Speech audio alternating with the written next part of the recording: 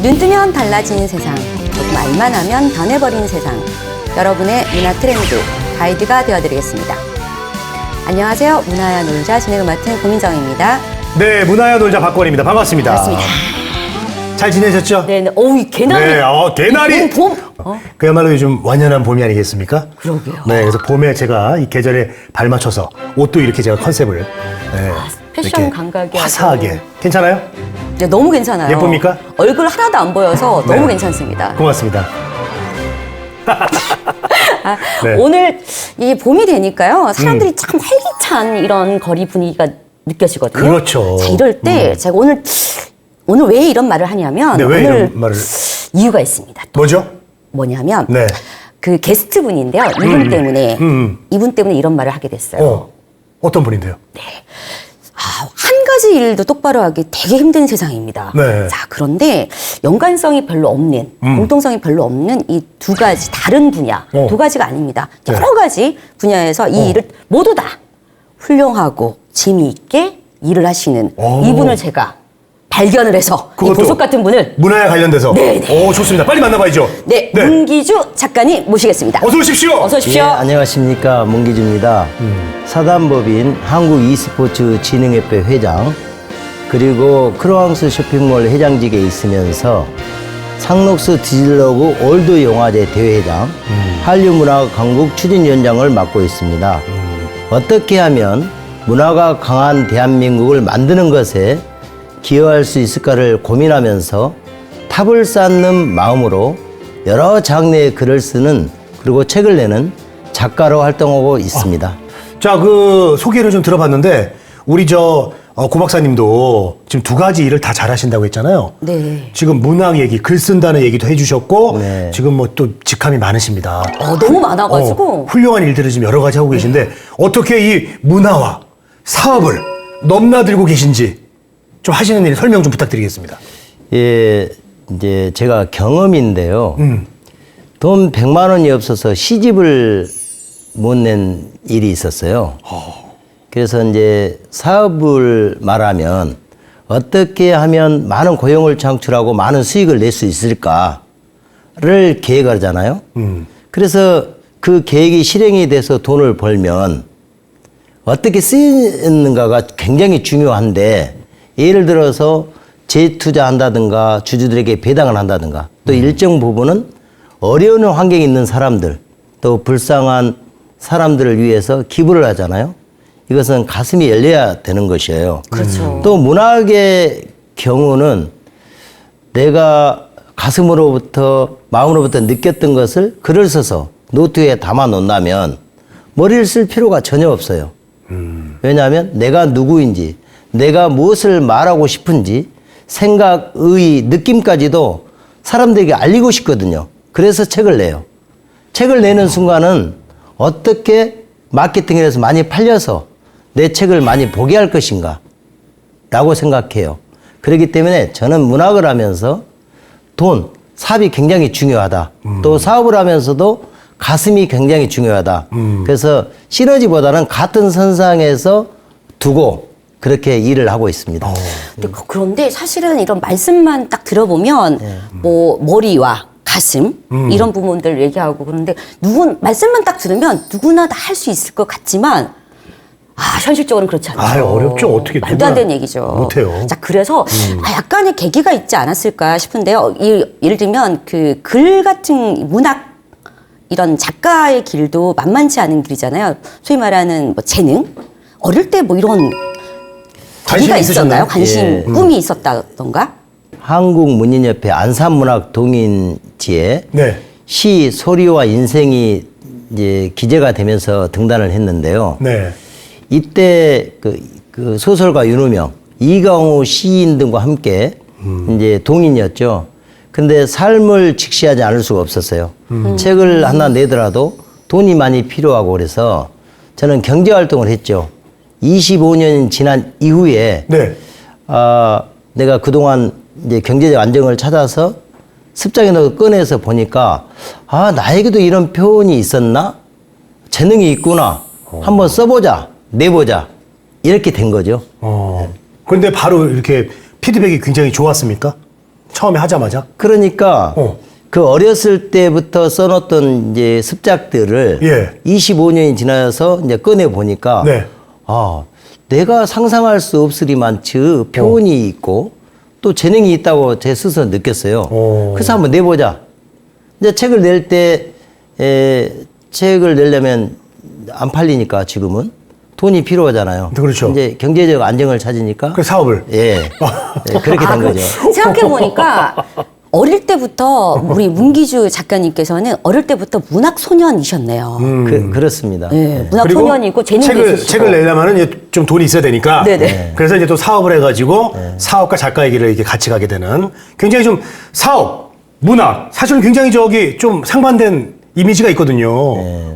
근데 그래서 왜 아까도 작가님께서 그런 말씀하셨잖아요. 가슴과 네. 머리 이런 얘기하고 왠지 일반인들이 보기에는 사업은 머리로 할 것 같고 그다음에 이 문학, 그렇죠. 문화 네. 이런 부분들 가슴으로 할 것 같고 이런 부분들이 있거든요. 하나를 말씀하신 잘 쓰기도 것처럼. 힘든데 우리 저 문기주 작가님은 머리 가슴이 다 뜨거우신 분입니다. 이게 나중에도 얘기가 냉철하고 나오겠지만 제가 경험칙에서 제 철학으로 삼고 가는 것이에요. 근데 이런 약간 장난기 있는 난처한 질문을 돌발 질문을 드리고 싶네요. 좋아요. 뭐냐면 어쨌든 사업과 지금 문학 작가의 길을 크게는 두 가지 길을 가지고 계신데 문화 이런 쪽을 가고 계신데 만약에 어쩔 수 없이 여기서 지금 순간에 한 가지만 해야 돼 라고 한다면 저는 지금 이 순간에는 네. 문학을 선택하겠어요. 역시. 저는 왜 이렇게 대답한지 알고 있습니다. 왜요? 저희 프로가 지금 문화의 놀자잖아요. 그렇기 때문에 이제 또 여기 또 발맞춰서 해주신 거예요. 맞죠? 아니요. 저는 약간 진정성이 있어 보이시는데 지금 말씀이. 그런 내용은 네. 저는 이 방송에 출연했다고 해서 어떤 그 원하는 답을 할 것 같지만 저는 경험으로 제가 살아왔기 때문에 지금은 제가 글을 써도 책을 낼 수 있는 위치에 있고 충분히 할 수 있는 이제 능력이 되기 때문에 제가 그렇게 선택을 했고요. 솔직한 답변이세요, 예. 정말로.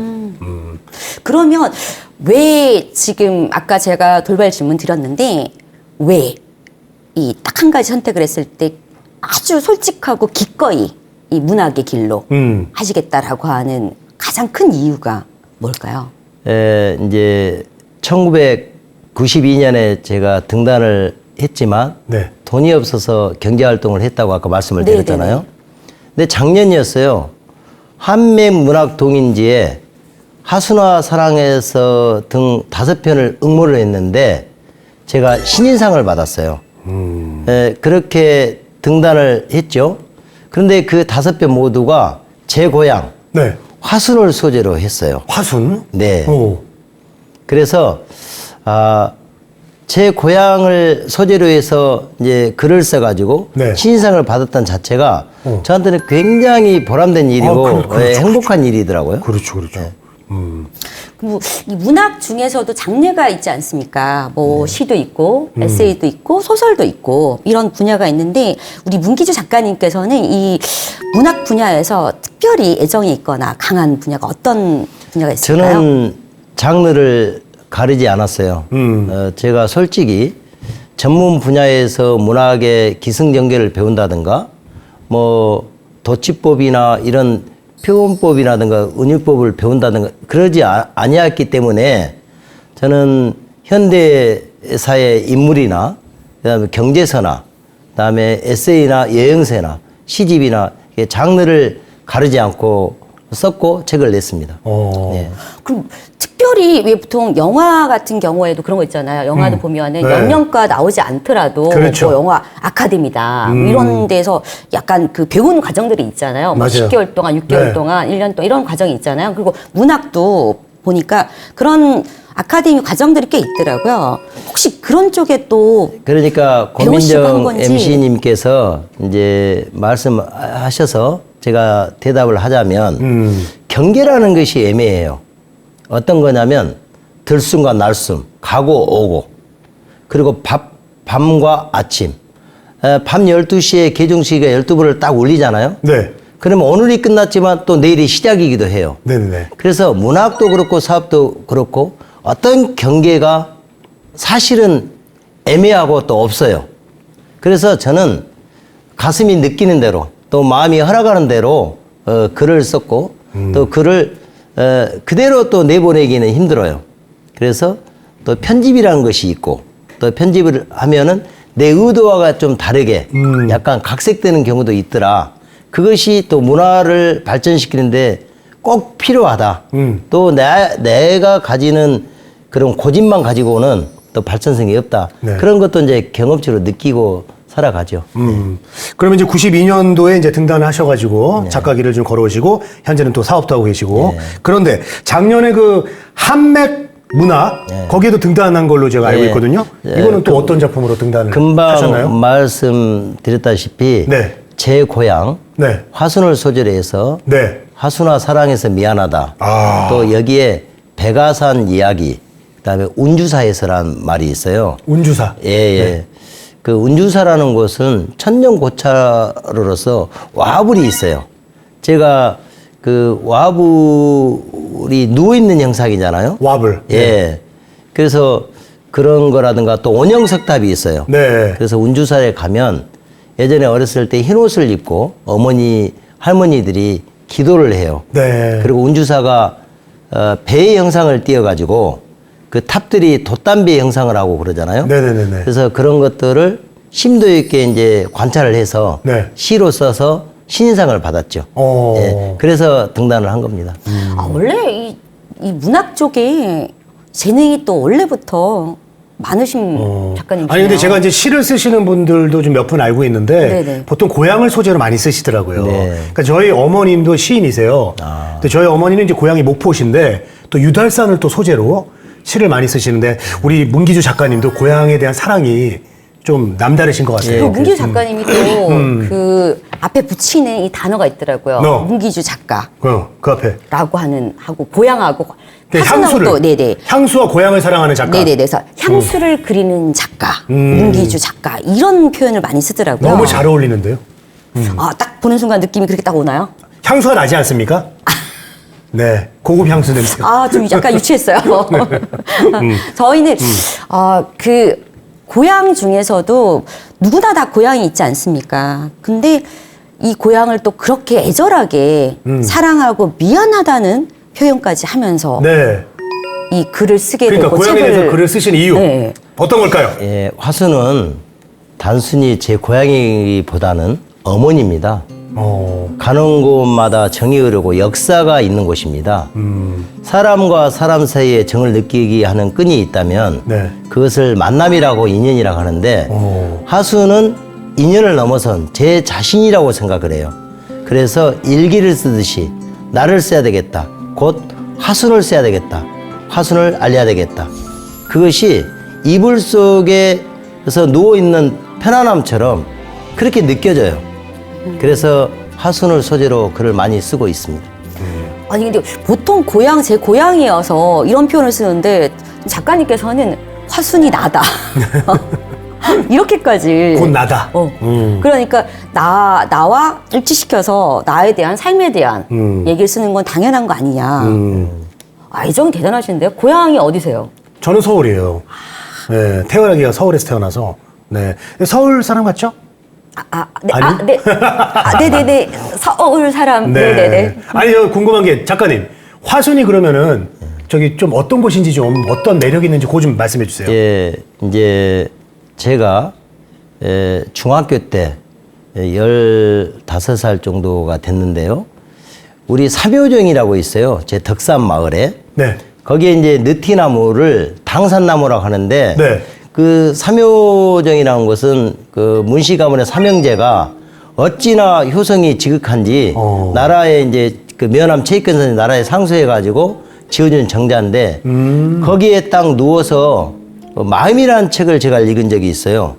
바람이 붑니다. 바람은 기체이기 때문에 보이지 않는데도 보인다고 하는 것은 보는 것이 눈이 아니라 마음이기 때문입니다. 그러면 우리가 중학생이요? 예 나뭇가지를 흔드는 것을 그 눈으로 본 게 아니라 마음으로 느껴서 그렇게 말한다. 그때 이제 제가 문학적 감성을 키웠는데요. 네. 화순은 제 문학적 감성을 키워준 곳이다. 그리고 어려웠을 때 저 안식처다. 이렇게 생각을 하고 있어요. 그러면 중학생 때. 그러니까 이 얘기는 지금 권씨 지금 겨우 제가 생각할 정도의. 네네네. 그걸 지금- 중학교 때. 네. 저 중학교 때 저는 저기 뭐 음료수 내기하고 그랬거든요. 그 농구하고. 그러니까 저 MC님의 이제 답변이 하순이 어떤 곳이냐라고 다시 이제 이렇게 압축해서 물으신다면 네. 하순은 곧 나의 안식처다. 이렇게 대답하고 싶습니다. 안식처래요. 영어로 쉘터. 화순 is my shelter 아닙니까? 네. 그런 안식처 있습니까? 아 저는 또 고향이 경주여서 네. 거기도 경주도 아주 그렇죠. 유구한 역사를 갖고 있는. 경주여서 경주 내려가면 일단 뭐 마음부터 편안해지는 부분 아직도 뭐 부모님 계시고 하니까 네네. 마음부터 편안해지는 부분이 있죠. 그리고 약간 그런 거 있어요. 공기부터 다르다는 그런 느낌이 있어요. 고향에 가면? 네네네. 어, 공기 그건- 맛이 다르다라고 그건 누구나 하는. 뭐 고향에 가면 좀 느끼는 게 있죠. 정다운 것도 있고. 자, 그리고 이 화순을 통해서 화순으로 이제 뭐 예능 프로그램도 나오셨다고요. 네. 꼭 어떤 겁니까? 소개 좀 해주시죠. 기차로라는 예능 프로인데요. 네. 저는 기차로2 하순 역편에 출연을 했어요. 이제 이를테면 기차를 타고 하순역에 내려서 하순의 곳곳을 다니면서 하순의 역사, 의미, 설까지도 해설자 입장에서 설명해주는 역할이었는데요. 예를 들어서 유네스코에 등재된 고인돌에 가서는 거속으로 만들었지만 하순 고인돌의 특징은 채석장과 무덤이 함께 존재한다는 것. 그리고 거대하고 클수록 지위가 높은 사람이다. 네. 낮을수록 네. 지위가 낮은 사람이다. 어. 그리고 이 고인돌이 전부 운주사를 바라보고 있다. 이런 재밌는 이야기도 해주고요. 특히 운주사의 와불에 가서는 도성국사가 와불을 일으키려고 했는데 새벽닭이 울어서 네. 일으키지 못했다는 설까지도 재미있게 설명을 해 줬어요. 제가 느끼기로는 하순을 알리는데 많은 도움이 되지 않았나 이렇게 네. 생각을 합니다.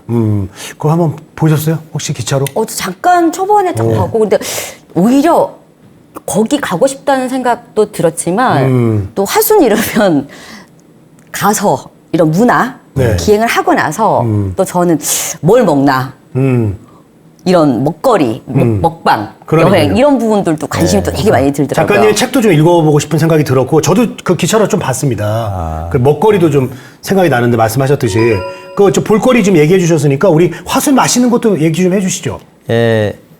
화순은 네. 사실 그 내륙이어서 홍어가 나오진 않아요. 근데 바로 인근에 네. 영산포라는 곳이 그러니까 나주하고 하순은 경계선이에요. 예. 그래서 귀한 손님에게는 홍어를 줘요. 그러니까 나오지 않는 지역에서 홍어가 굉장히 유명하고요. 그 다음에 꽁 대신 닭이라고 원래 설날에는 까치까치 설날은 그러잖아요. 꽁을 잡아서 떡국을 쓰는데 하순 지역에서는 닭을 잡아서 장조림으로 해요. 진짜 이거를- 꽁 대신 닭이네요. 그렇죠. 꽁 대신 닭이며 닭장 떡국이라고 해요. 닭장 떡국? 닭장 떡국. 예. 뭘까요? 닭을 어. 장조림해서 떡국을 쓴다고 해서 닭장 떡국인데 아주 유명하죠. 닭장 떡국. 예. 야, 그거 별미겠네. 처음 들었어요. 굉장히 유명합니다. 화순 가면 우리 저 닭장 떡국을 좀 꼭 좀 맛을 좀 봐야겠네요. 닭장 떡국. 떡국인데 말씀하신 것처럼 장조림을 닭을 가지고 장조림을 했는데 그걸 떡국에다 넣었다고요? 네, 그렇습니다. 신기하겠다 맛이. 맛이 어때요? 어떤 맛이에요? 그러니까 이제 그 문화라는 것이 예. 시대의 흐름에 맞춰가는 것인데 이제 가난하고 또 어려우니까 장을 조림을 많이 한다면 오래 먹을 수가 있어요. 네. 그래서 떡국을 쓸 때 지금은 슈퍼에서나 떡에서 좀 조금씩 하잖아요. 네. 이제 시골에서는 많이 해요. 그리고 그렇죠. 한 달 동안 떡국을 써먹을 수가 있어요. 장조림은 썩지 않으니까. 네.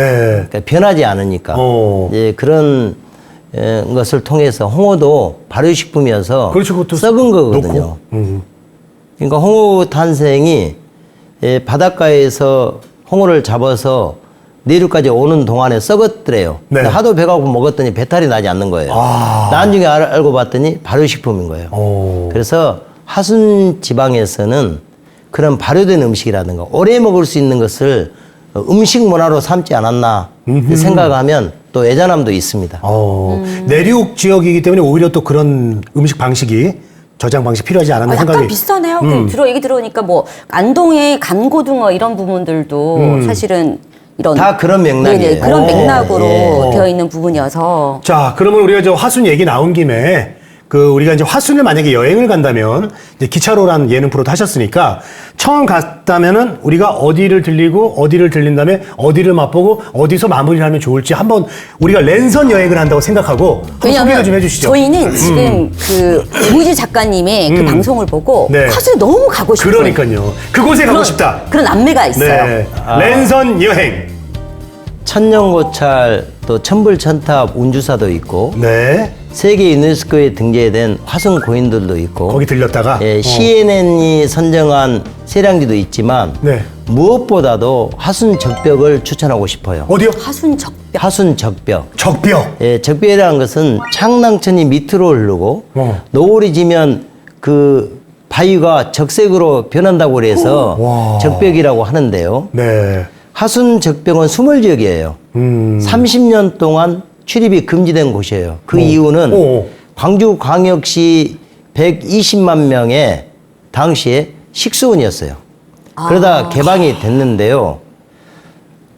그 방랑신 김삿갓도 생을 마감하기까지 네. 화순의 적벽에 들어서 와, 노루목 적벽이 이렇게 아름답고 물렴 적벽이 이렇게 경이로운지를 굉장히 느껴서 시로도 썼고 네. 그다음에 다산 정량용 선생이 유배 왔을 때 심신을 달래려고 하순 적벽 노루목 적벽을 가서 아, 내가 이런 유배를 왔지만 저 적벽을 보고 다시 태어나야 되겠다. 다시 태어나는 계기로 삼은 곳이 하순 적벽입니다. 네네네. 역사적 의의뿐만 아니라 아직 다듬어지지 않는 그런 곳이 하순 적벽입니다. 하순 적벽은 네. 반드시 가서 봐야 되는, 봐야 되는? 네, 그런 곳입니다. 네. 근데 자, 딱 그렇게- 여기서 저는 또 하나 궁금한 거 말씀 들어보니까 화순 적벽은 그래서 노을 저녁 시간에 이 해질 무렵에 딱 가야 되는 장소. 이제 그런 뭐 것도 추천. 있지만 아침에 가도 되고 낮에 가도 되고 다 특색이 있어요. 새벽에 가면 그건 선택. 물 한 개가 쭉 쪄서 또 저녁에 가면 노을이 져서 네. 뭐 무지갯빛이 비춘다든가 근데 그런 또 사진 촬영도 봤거든요. 근데 지금 우리 문희 작가님 표정을 한번 보세요. 화순 이거 설명을 하고 너무 그런데 신나셨어요. 막 화순이 그 얼마나 좋으면. 행복해하고 네. 막. 자, 우리 랜선 여행 아직 안 끝났습니다. 네, 아, 죄송합니다. 자, 적벽대전을 봤어요. 네. 근데 배가 좀 고프거든요. 그 어디로 갈까요, 이제? 제가 점심이죠, 점심. 네, 점심이라고. 도곡 온천에 가면 네. 아까 말했다시피 닭장 떡국을 하는 전문집이 있어요. 네, 거기서 그럼 점심을 먹을까요? 예, 먹어야죠. 먹고. 예. 맛있게 먹고. 먹고 네. 또 하순 전통시장으로 갑니다. 우와. 전통시장에 가면 홍어탕집이 있어요. 네. 그래서 하순에 먹어요? 가면 또 먹어야죠, 저녁에. 예, 삼합도 좋지만 그 홍어탕은 음미면서 먹어야 돼요. 그래서 술을 들이키듯이 이 소리를 나야 됩니다. 아이고. 왜 그러냐면 목이 터지거든요. 와. 그 냄새가 장난이 아니에요. 그래서 목이 탁 터지면서 캬 소리가 나요. 하순에 가면 닭장 떡국을 먹고 홍어탕은 꼭 먹고 오라. 먹고. 오라. 네, 먹고 캬 하면서 자, 먹고. 네. 자, 먹었어. 홍어탕은 캬 소리가 나와요. 소리가. 또 홍어 드세요? 저 먹어요. 저는 삼합으로 먹죠. 네, 삼합으로 먹어야죠. 삼합은 캬 소리가 나지 않죠? 그렇죠. 그거는 그냥 쩝쩝 소리 나죠, 쩝쩝. 전 탕으로 먹겠습니다. 탕 꼭 캬 하시고. 자, 캬 했어요. 그러면 이제 조금 이제 편한 데서 좀 이제 차 한잔 하고 싶습니다. 그 어떻게 또 어디 갈 데가 있을까요? 차 거리가 있죠. 오! 요즘에는 화순에 없는 게 없군요. 화순에 화순은 다듬어지지 않는 곳이에요. 요즘엔 친환경 뭐 녹십자라든가 이런 것들이 들어왔지만 예전에는 탄광촌이었어요. 네네. 그리고 그 너릿지를 통해서만 갈 수 있는 오지였어요. 네. 그런 오지에다가 예, 찻집들이 줄비어 있었어요. 오. 하순 도곡에 가면 네. 찻집들이 너무 많아요. 와, 가봐야겠다. 그런데 지명인가요? 화순 도곡이라는 데가? 지명이죠. 화산. 화순 도곡. 화순 도곡. 도곡. 아, 서울에도 도곡동이 있거든요. 예, 도곡동이 있는데 네. 이제 그곳하고는 좀 문화가 틀리죠. 네, 이제. 예. 근데 거기를 가면 이제 그 지방에서 나온 쌀로 만든 빵, 빵. 예, 밀가루로 만든 빵이 아니라 쌀로 만든 만든 빵. 빵. 그다음에 예, 그런 또 그 농산물로 나오는 그 잼 이런 것과 커피의 만남이 너무나 아, 어우러져 그 가지고 화순빵이라는 게 있어요. 화순빵은 없지만 네. 그걸로 만든 빵. 빵이요. 예. 아니, 왜냐면 뭐 대전 가면은 뭐 성심당이 있고 뭐 그런 것처럼 거기도 명물 그런 게 있나 해가지고. 보리개떡이 보리개떡. 예, 보리개떡이 유명했는데 오. 그런 추억으로 먹지 서울 사람들이 그 추억을 돈으로 살려고 하지는 않더라고요. 저는 가면은 술빵이라든가 술빵. 보리개떡이라든가 보리개떡. 그런 것들을 제가 사서 먹어요. 저는 술빵 너무 좋아해요. 맞아요, 저도요. 예. 자, 술을 못 먹잖아요. 네. 그래서 술빵을 먹어요. 네. 맛있어서 그 먹는 리액션이 거 왜 아니에요? 그러시죠? 맛있어서? 아니, 그 반응이 왜 그러시죠? 아니, 그러면 자, 이제 다 했어. 이제 그 떡국도 먹고, 홍어탕도 먹고, 그리고 이제 도곡으로 가가지고, 이제 차 한 잔에 이제 빵까지 먹고, 예. 그럼 이제 배가 너무 불러요. 이제 움직여요. 예, 좀 걸어줘야 되거든요. 그 지석강이 있어요. 하수는 정자의 고장이에요. 그리고 걸음의 고장입니다.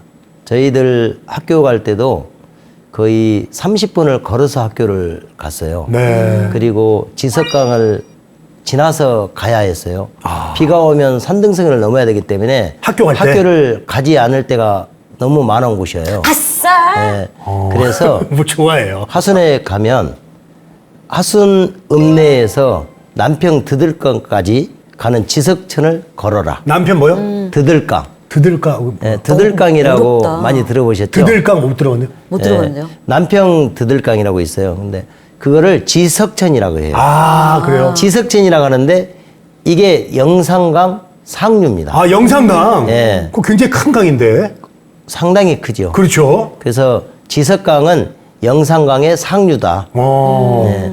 그곳을 거닐면 물과 상과 그다음에 갈대밭 갈대도 있나요? 있죠. 쓰리 콤보인데요, 쓰리 콤보. 예. 쓰리 콤보 뭐 포 콤보도 있어요. 거기다가 5월 되면 꽃 양귀비가 피고 꽃도 있고. 꽃도 있고. 굉장히 좋은 곳이죠. 산책 코스로는 너무 완벽한데요? 먹고 차 한 잔에 또 빵 먹고 그리고 또 이제 거닐고. 또 걷고 네. 지금 우리가 미리 지금 얘기가 된 게 아니고 제가 즉흥적으로 지금 얘기하는데 맞아요. 지금 우리 작가님이 화순에 대해서 지금 컴퓨터처럼 지금 맞아요. 대답을 하고 계시거든요. 그러니까 거기에 대한 그 애양심과 화순에 대해서 누구보다도 잘 알고 계신 겁니다. 완전 느낌 자체가 네. 우리 작가님은 화순의 모든 골목골목을 다 머릿속에 그림처럼 네. 다 기억하고 계실 것 같은. 어디 몇 번 골목에 낙서 뭐가 있다고 그것도 알고 계셔. 내가 볼 때는 낙서도 기억하세요? 낙서는 제가 태어난 것은 네네. 기억을 해요. 제가 쓴 것도 있으니까. 네네네. 자, 그럼 이제 어떻게 또? 랜선 여행은 이제 저희 어디까지 했죠? 랜선 형이 이제 그 거니는 것까지 했고 이제 마무리를 좀 해야 될 것 같은데요. 우리가 그럼 거닐 때 네. 강, 산, 다 볼 수 있대요. 갈대. 갈대 야, 이런 걸 보면서 또 꽃. 꽃도 보고. 이러면서 산책을 하고 다 했어. 이제 먹을 것도 다 먹었고. 그러니까 어디서 좀 쉴까요? 한참 걸어왔어. 이제 쉬어야죠. 예, 하순의 이제 특이한 점은 인심이 좋아요. 인심이 좋아요. 예, 예전에는 호텔이라든가 이런 펜션들이 없었어요. 그래서 마을에서 기거를 하면 이제 집에서 음식도 다 내오고 또 마을에 가서 자든가 그랬는데 요즘은 하순이 특이하게도 관광지가 돼버렸어요. 네. 그래서 잘 데가 너무 많은데 특이한 점은 금호 리조트라든가 네. 하순 도곡온천이라든가 예. 온천물이 나오는데 게르마늄이 너무 많은 거예요. 그래서 물 자체가 너무나 부드러워요. 그래서 제가 추천한다면 온천 같은 데서? 예, 하순 온천이나 도곡 온천에서 숙박을 주무셔라. 벌써부터 이 피부가 됐다. 막 좋아진 느낌이 이제 확 됐어. 드는데요? 이제 됐어. 예. 다 끝났어. 화수는 이제 뭐 다 정리가 됐어. 어떻게 자 처음에 자 우리 아니 한 가지 남았죠. 뭐요? 아니 자는 저녁을 또 먹어야지. 아니 그만 먹어 지금 벌써 두 아니, 끼나. 저- 아니 지금 아니, 먹을 것도 그렇게 저녁은 아까 많다는데. 먹었어요. 홍어탕으로. 닭떡국 홍어탕 먹었잖아요. 알겠습니다. 쉬면 되는 거군요. 네네. 네. 자 화순을 우리가 직접 가지 못했지만 작가님의 얘기를 통해서 랜선 여행을 무사히 잘 마쳤습니다. 네네. 자 그럼 이제 또 다음 얘기를 들어봐야 될 것 같아요. 자 우리 고향 화순에 대한 사랑이 너무나 크기 때문에 기부도 하시고 봉사도 하시고 좋은 일을 많이 한다고 또 얘기를 근데 들었습니다. 여기 또 문화적인 활동 어. 이런 부분들도 굉장히 화순과 관련해서 그래요. 고향과 관련해 갖고 굉장히 많이 한다는 소문이 벌써 예. 났어요. 예, 하수는 제가 어릴 적 너무나 가난했습니다. 너무나 가난해서 보리밥도 황송할 시절이 있었는데 집집마다 농유에다 삼배를 놓고 살았어요. 그거는 이불을 진다든가 삼배 옷을 입는다든가 특히 내가 돌아가셨을 때 그러니까 제 자신이 생을 마감했을 때 수의로 입으려고 농유에다 올려놓고 살았죠. 그게 문화였는데 삼이 마약류로 분류되면서 하순 지역에서도 삼배 농사를 짓지 않았어요. 기했죠. 반면에 노는 풍부에서 쌀이 많이 남아 돌기 시작했어요. 네. 그래서 저는 하순의 쌀을 많이 구입해서 수도권에 있는 어려운 사람들에게 기부를 했고요. 또 대한민국 가족지킴이 오선진 이사장이 산물 기부를 받은 것을 10톤을 하순 고향에다가 기부를 했어요. 우리 어머니가 하순군 도곡면 덕공리에 사시는데 도곡면장께서 어머니한테도 산물 배달을 한 거예요. 저희가 기부한 것이. 어머니가 그러시는 거예요. 제가 기부한지는 모르고 나 죽었을 때 이걸로 수의 만들어라. 이렇게 했단 말입니다. 네. 그래서 제가 어렸을 때 느꼈던 그 문화를 제가 대신 느끼게 해준 것 같아서 너무나 기뻤고요. 하수는 단순히 기부가 아니라 내 자신한테 저축하는 느낌이랄까? 그래서 굉장히 기쁘고 행복합니다.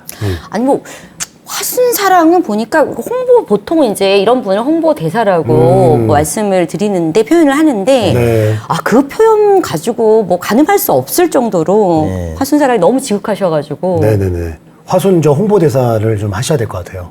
내가 볼 때는. 지금 뭐 홍보 대사 이상이지 않습니까? 이 정도면? 그러니까요. 예. 자, 그리고 학생들을 또 대상으로 나눔을 또 실천하고 계시다고 또 얘기를 들었습니다. 네. 제가 이 부분을 이야기하면 좀 눈물이 나는데요. 저는 지금 청소년이나 대학교 등에 꾸준히 장학금 기부를 하고 있어요. 네네. 저는 고등학교를 2부를 다녔는데 새벽 3시에 일어나서 제가 전남대학교 의과대학 양리학교실에서 사원으로 있었어요. 네네네. 그리고 새벽 3시에 신문을 돌리고 그 다음에 다시 의대로 돌아와서 토끼와 쥐, 배설물을 간다든가 또 아침이면 학생들이 와서 실험할 수 있도록 토끼를 마취를 해서 다리와 손을 묶어서 목을 따주고 이 배를 전부 가위로 잘라줘서 실험할 수 있는 일을 하고 다시 아침 8시가 되면 국민학교, 그때 당시는 국민학교, 지금은 초등학교죠. 가서 소년 한국일보라고 50원에 판매를 하고 제가 학교를 갔어요. 아침 10시에 고등학교를 가고 4시에 오게 된 이유는 네. 근로 학생이어서 그렇습니다. 그래서 제가 대학교를 가지 못했는데요. 그래서 군대를 갔어요. 군대에 가서 왔어도 제가 여름에 나오면 모를 심고 또 겨울에 휴가를 나오면 목욕탕에 가서 수건을 줍는다든가 때를 미는 그런 일을 하면서 자랐어요. 그러다 보니까 경제적 안정을 찾아서 지금에서 많은 공부를 하기 시작했어요. 그런 사람들에게 기부를 하고 또 장학금을 줘서 자기가 할 수 있는 일을 한다면은 대단히 보람된 일이다. 그래서 저는 꾸준하게 그런 일을 할 것이다. 이렇게 말씀드릴 수 있습니다. 그런 부분들을 어릴 때 환경 또 그렇고 그런 걸 극복하고 그리고 지금까지 그런 부분들을 잊지 않고 실천한다는 거는 보통 마음 가지고 되는 일이 아닌데 대단하십니다. 그래요. 그리고 저희가 저 또 들어온 소식인데요. 문기주 작가님께서 아까 이제 문화 이런 쪽으로 또 글을 쓰시고 등단하고 이렇게 하셨다 그러는데 제가 한 가지 또 특별한 점을 발견했습니다. 네, 뭐죠? 네.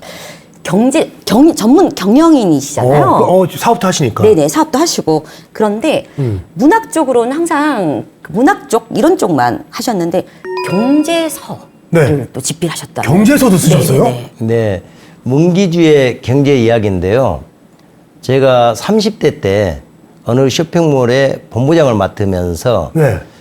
수영장, 헬스장, 에어로빅장, 또 여성 전용 한증막, 그리고 문화센터를 운영하게 돼 있는데요.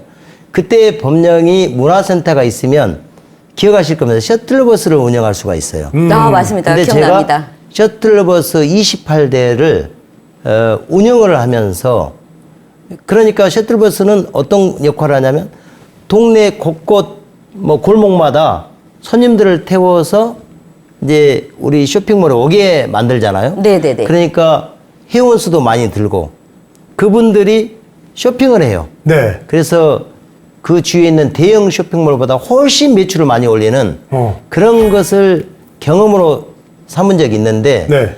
특히 코로나와 같은 팬데믹 시대를 대비해서 우리가 온라인이라든가 또 비대면에서 경제로 일으키는 게 뭐냐 하는 것을 제 경험칙을 그대로 써서 실용적인 것을 썼는데, 이게 미국 워싱턴이나 또 베트남 그 하노이에 한인회에도 전달돼 가지고 100권 좀 구입할 수 없냐, 네. 200권 구입할 수 없냐 해서 보내줬더니 너무나 잘 받고 너무 실용적이어서 좋았다라고 그 한인 회장으로부터 감사패도 받는 그런 실용서를 쓰게 된 것이죠.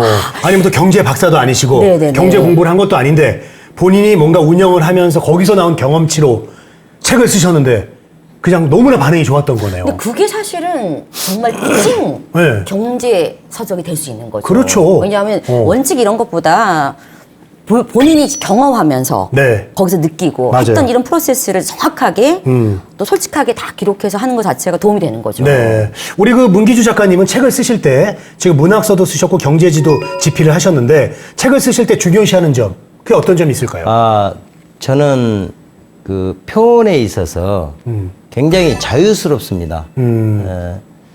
예를 들어서 정치적 인물을 제가 기술을 하는데 그 노무현 대통령을 기억하면서 쓰는 책이 있었어요. 네네. 근데 노무현 대통령과 제 하수는 아무 상관관계가 없는데 네네. 노무현 대통령을 기술하면서 제가 하순의 산을 산행하면서 느꼈던 그런 그 비와 바람과 햇볕과 나무 소리를 대비해서 노무현의 사람 사는 세상과 매치를 해가면서 쓰는 그런 부딪힘의 그 표현을 써요. 그래서 그런 섬세함, 예를 들어서 우리가 밥을 먹을 때 제가 오늘 고민정 아나운서님과 함께 MC님과 함께 네. 밥을 먹었다. 그렇죠. 근데 밥을 뭘 먹었나? 라면을 먹었다. 어. 근데 나는 라면을 먹었다. 고민정 MC와 함께 이런 도치법도 있잖아요. 네. 그래서 저는 표현이 독자들로 하여금 가슴에 와 닿도록 네. 제 스스로 제가 법을 만들어서 표현법을 바꿔요.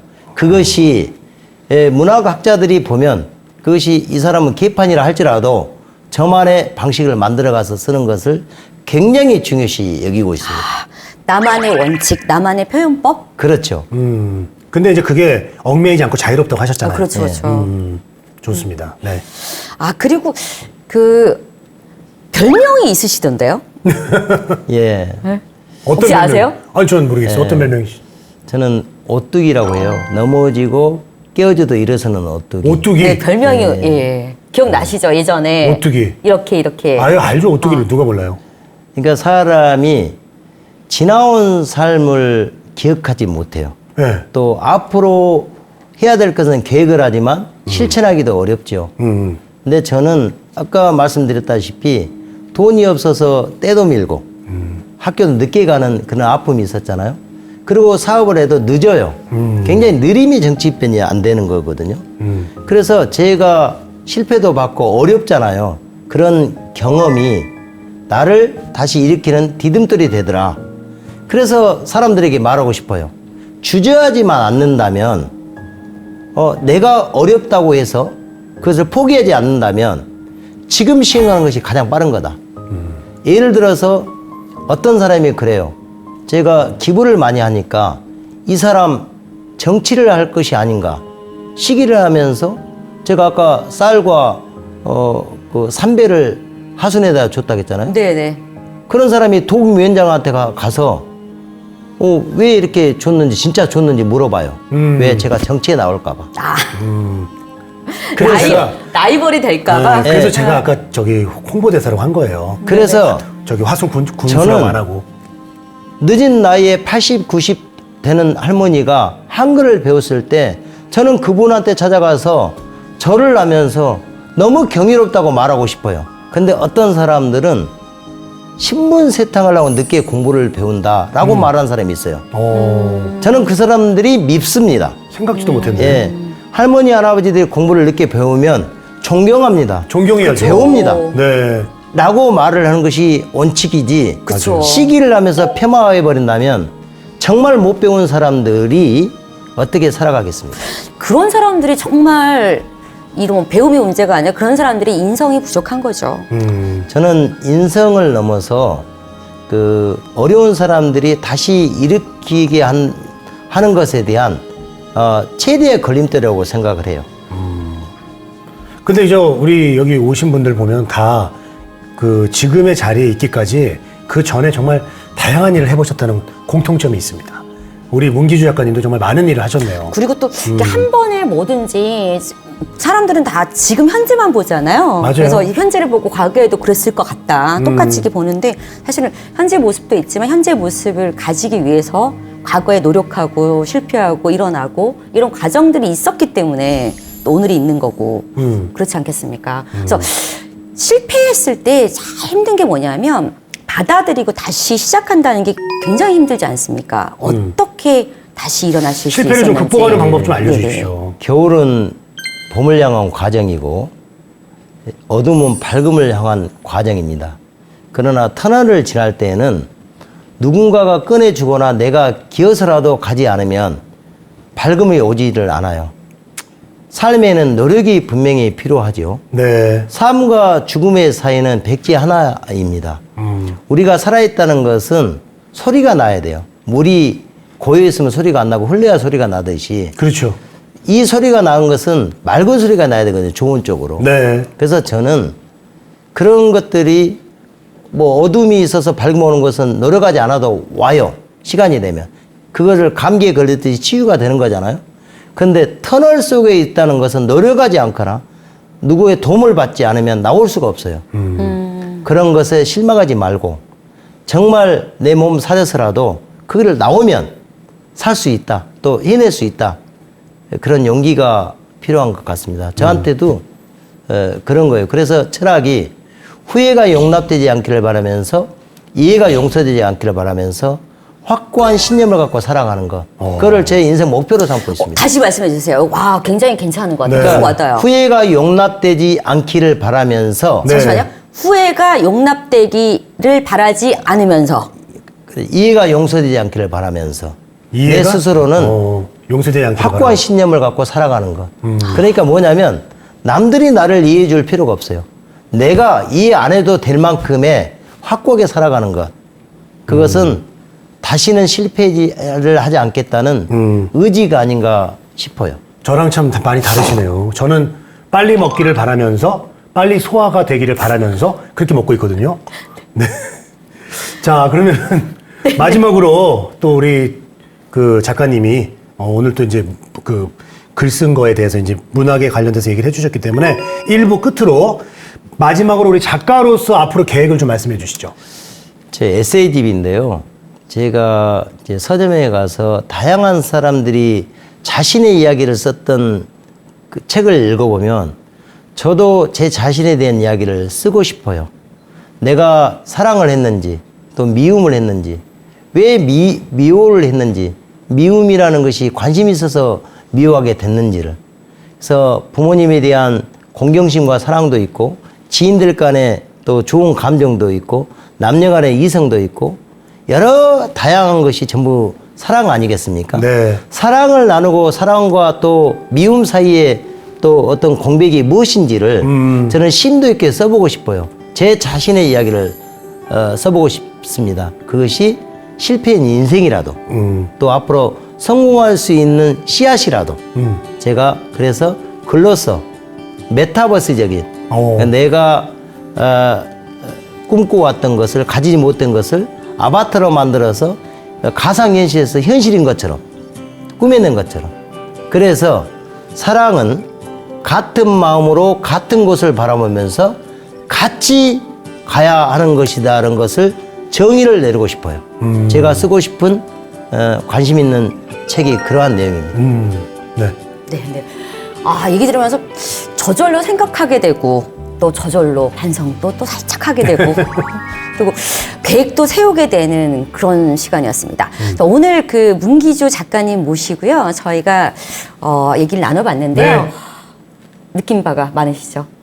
뭐 항상 오시는 분들 느낄 때마다 그 순간만큼 뭔가 잘해야 되겠다. 나도 돌아가서 정신을 바짝 차리고 뭔가 좀 달라져야겠다. 근데 또 저는 그때뿐이에요. 그리고 집에 가서 또 먹고 자요. 아, 일관성 있습니다. 이번에는 좀 오래 가야 될 것 같아요. 정말로. 네. 어떻게 생각하세요? 저도요. 아, 이 한 가지 일도 하기 힘든 세상에서 여러 가지 일을 이렇게 하면서 모든 일 하나하나마다 본인의 소신과 원칙과 그리고 뜨거운 가슴으로 일을 만들어내는 문기주 작가님과 함께하는 시간이었습니다. 저희는 오늘 이 시간 마치고요. 네. 다음 주에 여러분 다시 찾아뵙겠습니다. 문화야 놀자! 놀자!